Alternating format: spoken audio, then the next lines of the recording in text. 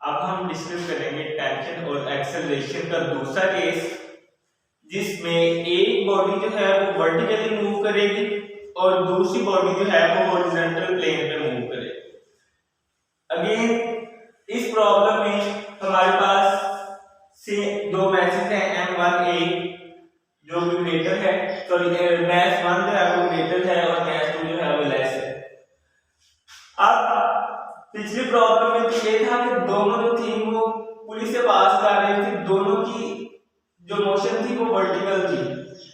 But इस case में हमने क्या किया कि एक टेबल लिया, टेबल की एक साइड पे हमने फ्रिक्शन लेस पुली को अटैच किया और एक ऑब्जेक्ट को हमने टेबल के ऊपर रखा, जबकि दूसरे ऑब्जेक्ट को हमने इस पुली के ऊपर से दूसरी साइड पे रखा। अब जब हम इन दोनों मैसेज को स्ट्रिंग के साथ अटैच करके पुली के ऊपर से पास करने की इजाजत देंगे तो जो मैस ए है वो डाउनवर्ड मूव करेगा, जबकि जो मैस बी है वो हॉरिजॉन्टली मूव करेगा। अब तो देखें पिछली प्रॉब्लम की तरह ऑब्जेक्ट ए का जो वेट है वो m1g है, डाउनवर्ड एक्ट कर रहा है और टेंशन जो है वो अपवर्ड एक्ट कर रही है। और सिमिलरली मैस बी का जो वेट है m2g है। अब ये देखें मैंने आपको बताया था कि जब कोई ऑब्जेक्ट टेबल पर पड़ा होगा तो वेट उसका डाउनवर्ड एक्ट करता है और रिएक्शन r अपवर्ड जाने में डायरेक्ट करता है, ये according to Newton third law of motion हो रहा है।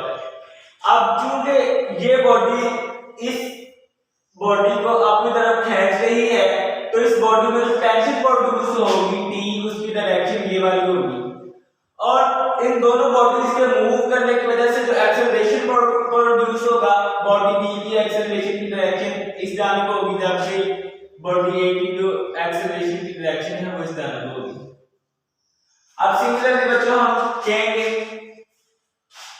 बॉडी ए का मैस m1, बॉडी ए का मैस है, इसका वेट m1g है, m2 जो मैस है वो बॉडी बी का है, उसका वेट है m2g। सिमिलरली बच्चों हम फाइंड क्या करना चाहते हैं, टेंशन हमने फाइंड करनी है, एक्सेलरेशन हमने फाइंड करनी है, ग्रेविटेशनल एक्सेलरेशन भी हमने फाइंड करनी है। प्रॉब्लम क्या था कि दो बॉडीज हैं जिनमें से एक वर्टिकल डाउनवर्ड मूव कर रही है जबकि दूसरी जो है वो हॉरिजॉन्टल सरफेस पे मूव कर रही है। हमने इसमें टेंशन एक्सेलरेशन और ग्रेविटेशनल एक्सेलरेशन के बिहेवियर को चेक करना था। तो पिछले प्रॉब्लम की तरह फर्स्ट ऑफ ऑल हम नेट फोर्स फाइंड करेंगे on the body A, net force on body A. बच्चों पिछली जो प्रॉब्लम थी उसमें हमने नेट फोर्स कैलकुलेट की थी, वो इक्वल टू आई थी m1g - t। हमने रीजन क्या दी थी कि मैस ज्यादा है, वेट ज्यादा है और टेंशन कम है, ठीक है। दूसरी रीजन हमने क्या दी थी कि वेट जो है वो डाउनवर्ड एक्ट कर रहा है जबकि टेंशन अपवर्ड जाने में एक्ट कर रही है। सिमिलरली हमने कहा था कि ये force is equal to ma है according to Newton's law is equal to m1g - t, m1a is equal to m1g minus t। इसको बेटा इक्वेशन 1 का नेम दें। अब हमने नेट फोर्स फाइंड करनी है ऑन द बॉडी बी। अब चूंकि ये वर्टिकल मूव भी कर रही है बल्कि हॉरिजॉन्टल मूव कर रही है वो भी सरफेस पे, तो इसमें 3 टाइप्स ऑफ फोर्सेस एक्ट कर रही हैं। Forces on body B, forces on body B. पहली फोर्स जो है वो बॉडी का वेट है, दूसरी फोर्स जो है वो रिएक्शनल फोर्स है R,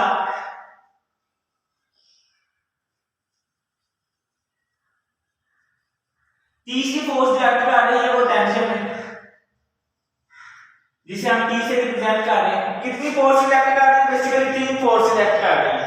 पहली फोर्स वेट एक्ट कर रही है, दूसरा जो कि मैंने R से प्रूव किया reactional force R upward direction में एक्ट कर रही है, तीसरी फोर्स जो है वो टेंशन है इस डायरेक्शन में मूव कर रही है, टेंशन इस डायरेक्शन में लग रही है।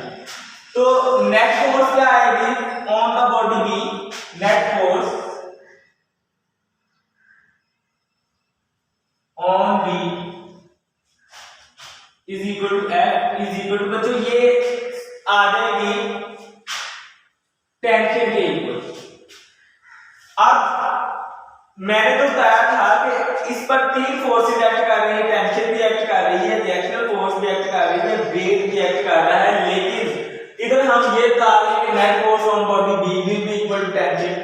इसकी बच्चों रीजन ये है कि क्योंकि बॉडी हॉरिजॉन्टली मूव कर रही है इस प्लेन पर, वेट है वो डाउनवर्ड एक्ट कर रहा है जबकि रिएक्शन अपवर्ड एक्ट कर रहा है। ये दोनों एक दूसरे के इफेक्ट को कैंसिल कर रहे हैं। ओनली जो फोर्स एक्ट कर रही है इस टाइम बॉडी पे वो टेंशन टी है, ठीक है। इस वजह से ये दोनों बॉडीज की जो दो फोर्सेस हैं इस बॉडी पर एक्ट करने वाली जो दो फोर्सेस हैं आर और वेट, इसको हम कंसीडर नहीं करेंगे। अब सिमिलरली न्यूटन सेकंड लॉ के अकॉर्डिंग फोर्स किसके इक्वल आएगी m2a, तो हम क्या लिखेंगे m2a is equal to t, इसे हम इक्वेशन 1 करेंगे। अब हमने एक्सेलरेशन फाइंड करनी थी, हम क्या करेंगे adding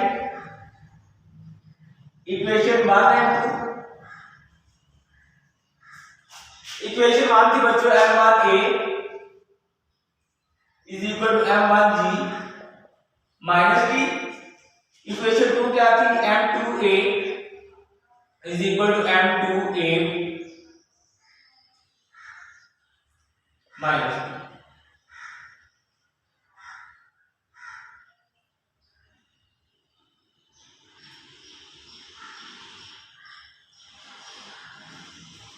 is equal to T के, ये आ रही थी इक्वल टू टी। अब बच्चों देखें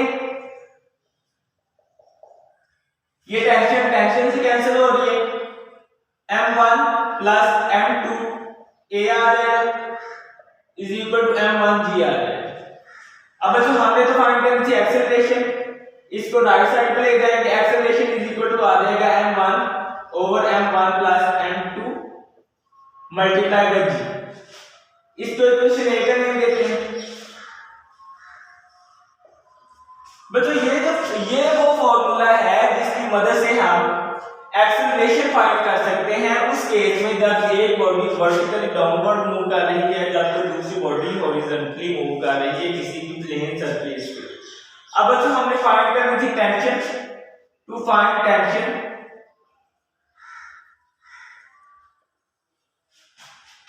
put equation A in equation 2, m2 into A की जगह पे हम पुट कर देंगे m1 और m1 plus m2 multiply by g is equal to t। बहुत इजी है बच्चों, सिंपली हमने m1 को m2 के साथ कंबाइन करके लिख देना है m1 plus m2 g is equal to T. इसको बच्चों इक्वेशन 2 का नेम देंगे, इक्वेशन बी का नेम देंगे। इस फॉर्मूले की मदद से हम टेंशन फाइंड कर सकते हैं। अब अगर बच्चों हमने ग्रेविटेशनल एक्सेलरेशन फाइंड करनी है to find g, we use equation A. अब बच्चों इक्वेशन ए में से हमने जी फाइंड करना है, A is equal to m1 over m1 plus m2 into g। इसको लेफ्ट साइड पे ले आएंगे a into m1 plus m2 is equal to m1 g। अब हम m1 को इधर लेके आएंगे और डिवाइड कर देंगे m1 के ऊपर, तो बच्चों ये हमारे पास g आ जाएगा।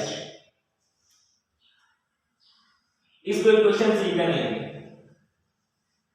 तो बेसिकली बेटा इस प्रॉब्लम में हमने क्या किया, सिंपल हमने नेट फोर्सेस दो कैलकुलेट की हैं। पहली फोर्स बॉडी ए पर एक्ट कर रही थी, दूसरी फोर्स जो बॉडी बी पर एक्ट कर रही थी। इन दोनों नेट फोर्सेस को हमने इक्वल टू रखा न्यूटन सेकंड लॉ के इक्वल। पहली बॉडी पर फोर्स कितनी आई m1a is equal to m1g minus t, दूसरी बॉडी पर फोर्स कितनी आई m2a is equal to t। पहली बॉडी की जो नेट फोर्स थी उसको हमने इक्वेशन 1 का नेम दिया, दूसरी बॉडी की जो फोर्स थी उसे हमने इक्वेशन 2 का नेम दिया। एक्सेलरेशन फाइंड करने के लिए हमने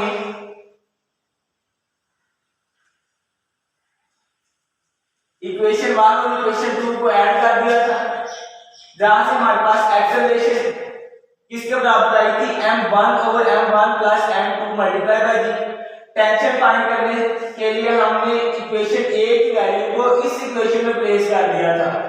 a की जगह पे हमने क्या प्लेस किया, m1 over m1 plus m2 g। तो टेंशन हमारे पास आ गई m1 m2 over m1 plus m2 g। Similarly हमने g फाइंड करने के लिए इक्वेशन a को यूज किया। आफ्टर रीअरेंजमेंट हमने ये देखा कि ग्रेविटेशनल एक्सेलरेशन किसके इक्वल आई थी, a into m1 plus m2 over m1। तो बच्चों ये था हमारा टॉपिक। नेक्स्ट हम अगले लेक्चर में डिस्कस करेंगे।